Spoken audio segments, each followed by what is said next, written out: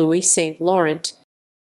Louis-Étienne St-Laurent, Saint-Laurent or Saint-Laurent in French, baptized Louis-Étienne St-Laurent, 1 February 1882 – 25 July 1973, was a Canadian politician who served as the 12th Prime Minister of Canada from 15 November 1948 to 21 June 1957.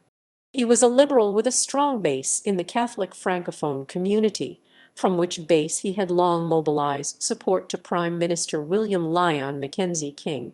St-Laurent was an enthusiastic proponent of Canada's joining NATO in 1949 to fight the spread of communism, overcoming opposition from some intellectuals, the Labour Progressive Party, and many French Canadians. The contrast with Mackenzie King was not dramatic. They agreed on most policies. St-Laurent had more hatred of communism and less fear of the United States. According to historian Donald Creighton, he was neither an idealist nor a bookish intellectual, but an eminently moderate, cautious man, and a strong Canadian nationalist. Early life, family, and education. Louis Saint-Laurent, French pronunciation, Louis-Laurent, was born on 1 February 1882 in Compton, Quebec, a village in the Eastern Townships. He grew up fluently bilingual. His English had a noticeable Irish brogue, while his gestures, such as a hunch of the shoulders, were French. He received degrees from Seminaire St. Charles Borromée B.A. 1902 and Université Laval LLL 1905. He was offered, but declined, a Rhodes Scholarship upon this graduation from Laval in 1905. In 1908, he married Jean Renault 1886–1966, with whom he had 2 sons and 3 daughters, including Jean-Paul Saint-Laurent. Legal career. Minister of Justice. It was not until he was nearly 60 that St-Laurent finally agreed to enter politics when Liberal Prime Minister William Lyon Mackenzie King appealed to his sense of duty in late 1941. King's Quebec lieutenant, Ernest Lapointe, had died in November 1941. King believed that his Quebec lieutenant had to be strong enough and respected enough to help deal with the volatile conscription issue. King had been in his political infancy when he witnessed the conscription crisis of 1917 during World War I, and he wanted to prevent the same divisions from threatening his government. No Quebec or Francophone members of King's cabinet or government were willing to step into the role, but many recommended Saint-Laurent to take the post instead. On these recommendations, King recruited Saint-Laurent to cabinet as Minister of Justice, Lapointe's former post, on 9 December. Saint-Laurent agreed to go to Ottawa out of a sense of duty, but only on the understanding that his foray into politics was temporary and that he would return to Quebec at the conclusion of the war. In February 1942, he won a by-election for Quebec East, Lapointe's former riding. The riding had also previously been held by Laurier. Saint-Laurent supported King's decision to introduce conscription in 1944, despite the lack of support from other French Canadians. See Conscription Crisis of 1944. His support prevented more than a handful of Quebec Liberal members of Parliament, MP, from leaving the party, and was therefore crucial to keeping the government and the party united. He had to deal with the defection of Soviet cipher clerk Igor Guzenko in Ottawa in September 1945. Guzenko's revelations and subsequent investigations over the following few years showed major Soviet espionage in North America. Minister of External Affairs, Civil Affairs. King came to regard Saint-Laurent as his most trusted minister and natural successor. He persuaded Saint-Laurent that it was his duty to remain in government following the war in order to help with the construction of a post-war international order, and promoted him to the position of Secretary of State for External, a portfolio King had previously always kept for himself. In this role, Saint-Laurent represented Canada at the Dumbarton Oaks Conference and San Francisco Conference that led to the founding of the United Nations UN. At the conferences, Saint-Laurent, compelled by his belief that the UN would be ineffective in times of war and armed conflict, without some military means to impose its will, advocated the adoption of a UN military force. This force he proposed would be used in situations that called for both tact and might to preserve peace or prevent combat. In 1956, this idea was actualized by St-Laurent and his Secretary of State for External Affairs Lester B. Pearson in the development of UN peacekeepers that helped to put an end to the Suez Crisis. Prime Minister 1948–1957. In 1948, Mackenzie King retired and quietly persuaded his senior ministers to support St-Laurent's selection as the new Liberal leader at the Liberal Leadership Convention of August 1948. St-Laurent won and was sworn in as Prime Minister of Canada on 15 November, making him Canada's second French-Canadian Prime Minister after Wilfrid Laurier. In the 1949 federal election that followed his ascension to the Liberal leadership, many wondered, including Liberal Party insiders, if St-Laurent would appeal to the post-war populace of Canada. On the campaign trail, St-Laurent's image was developed into somewhat of a character, and what is considered to be the first media image to be used in Canadian politics. St-Laurent chatted with children, gave speeches in his shirt sleeves, and had a common touch that turned out to be appealing to voters. At one event during the 1949 election campaign, he disembarked his train and instead of approaching the assembled crowd of adults and reporters, gravitated to and began chatting with a group of children on the platform. A reporter submitted an article entitled Uncle Louis Can't Lose, which earned him the nickname Uncle Louis in the media Papa Louis in Quebec. With this common touch and broad appeal, he subsequently led the party to victory in the election against the Progressive Conservative Party led by George Drew. The Liberals won 190 seats, the most in Canadian history at the time, and still a record for the party. His reputation as Prime Minister was impressive. He demanded hard work of all of his MP and ministers, and worked hard himself. He was reputed to be as knowledgeable on some ministerial portfolios as the ministers responsible themselves. To that end, Jack Pickersgill, a minister in St-Laurent's cabinet, said as Prime Minister St-Laurent had as fine an intelligence as was ever applied to the problems of government in Canada. He left it a richer, a more generous and more united country than it had been before he became Prime Minister. St-Laurent led the Liberals to another powerful majority in the 1953 federal election. While the Liberals lost several seats, they still had 111 more seats than the Tories, enabling them to dominate the House of Commons of Canada. Foreign policy. St-Laurent and his cabinet oversaw Canada's expanding international role in the post-war world. His stated desire was for Canada to occupy a social, military, and economic middle power role in the post-World War II world. In 1947, he identified the 5 basic principles of Canadian foreign policy and 5 practical applications regarding Canada's international relations. Always highly sensitive to cleavages of language, religion, and region, he stressed national unity, insisting that our external policies shall not destroy our unity, for a disunited Canada will be a powerless one. He also stressed political liberty and rule of law in the sense of opposition to totalitarianism. Militarily, St-Laurent was a leading proponent of the establishment of the North Atlantic Treaty Organization (NATO) in 1949, serving as an architect and signatory of the treaty document. Involvement in such an organization marked a departure from King, who had been reticent about joining a military alliance. Under his leadership, Canada supported the United Nations (UN) in the Korean War and committed the 3rd largest overall contribution of troops, ships, and aircraft to the UN forces to the conflict. Troops to Korea were selected on a voluntary basis. In 1956, under his direction, St-Laurent's Secretary of State for External Affairs Lester B. Pearson helped solve the Suez Crisis in 1956 between Great Britain, France, Israel, and Egypt, bringing forward St-Laurent's 1946 views on a UN military force in the form of the United Nations Emergency It is widely believed that the activities directed by St-Laurent and Pearson could well have avoided a nuclear war. These actions were recognized when Pearson won the 1957 Nobel Peace Prize.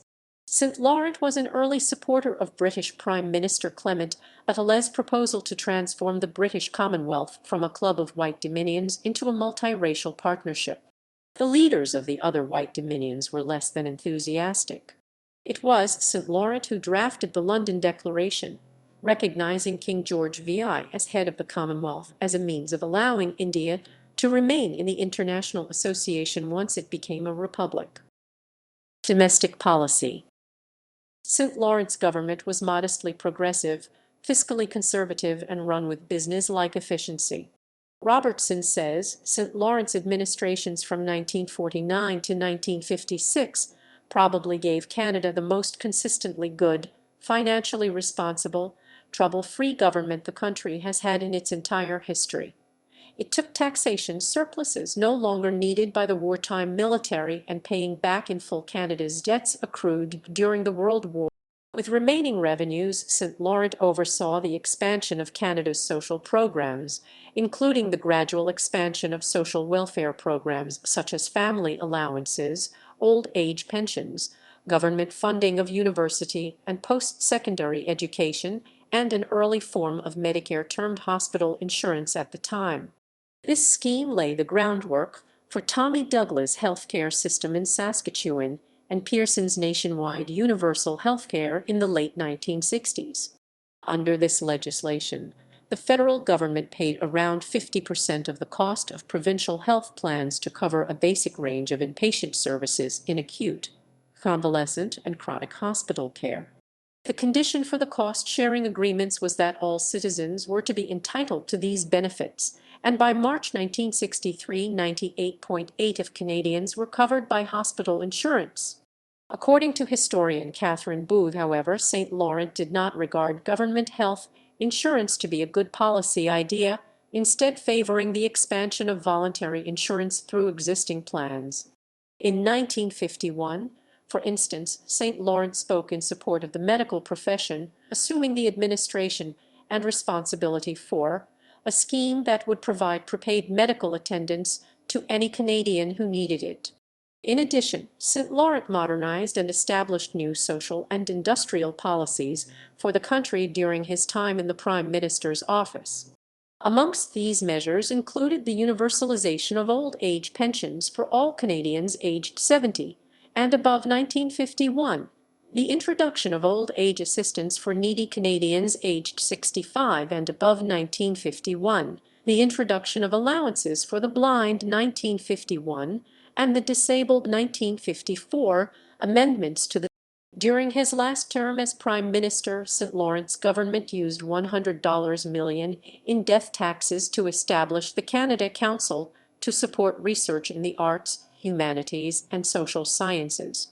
In 1949, the former lawyer of many Supreme Court cases, St-Laurent ended the practice of appealing Canadian legal cases. In that same year, St-Laurent negotiated the British North America No.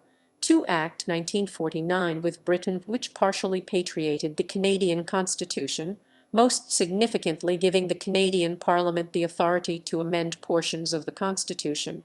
Also in 1949, following two referenda within the province, St-Laurent and Premier Joey Smallwood negotiated the entry of Newfoundland into Confederation. When asked in 1949 whether he would outlaw the Communist Party in Canada, St-Laurent responded that the party posed little threat and that such measures would be drastic. In 1952, he advised Queen Elizabeth Roman II to appoint Vincent Massey as the first Canadian-born Governor-General. Each of the aforementioned actions were and are seen as significant in furthering the cause of Canadian autonomy from Britain and developing a national identity on the international stage.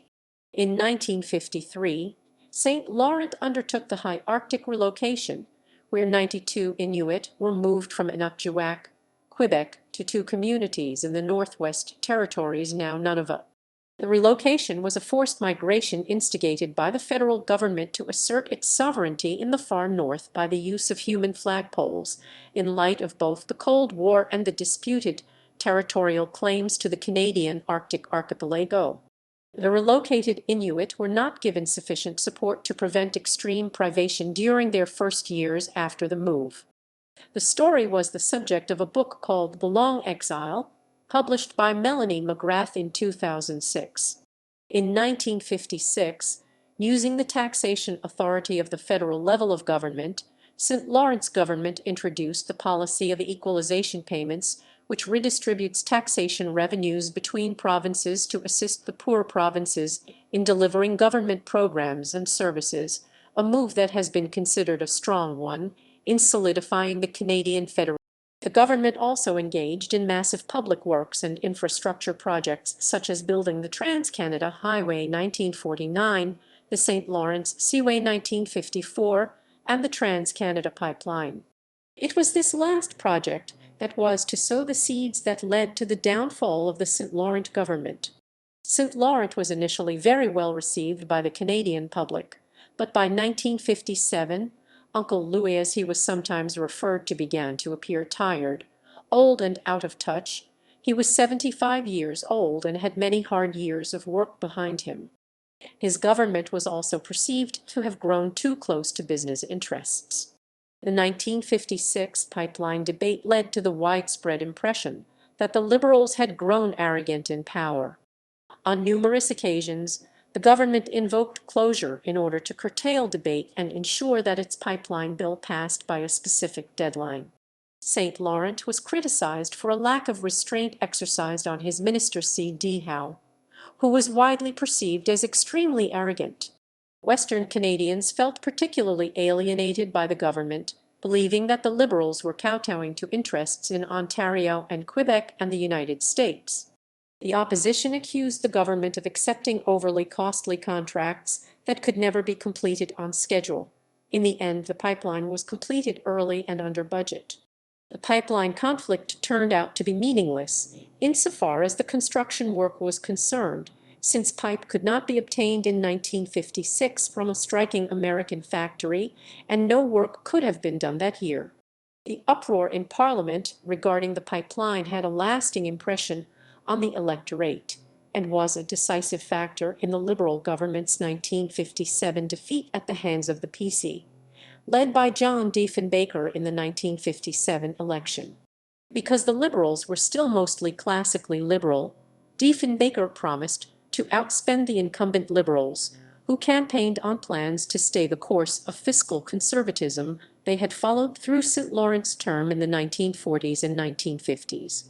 St. Laurent was the first prime minister to live in the present official residence of the Prime Minister of Canada, 24 Sussex Drive, from 1951 to 1957, the end of his term in office.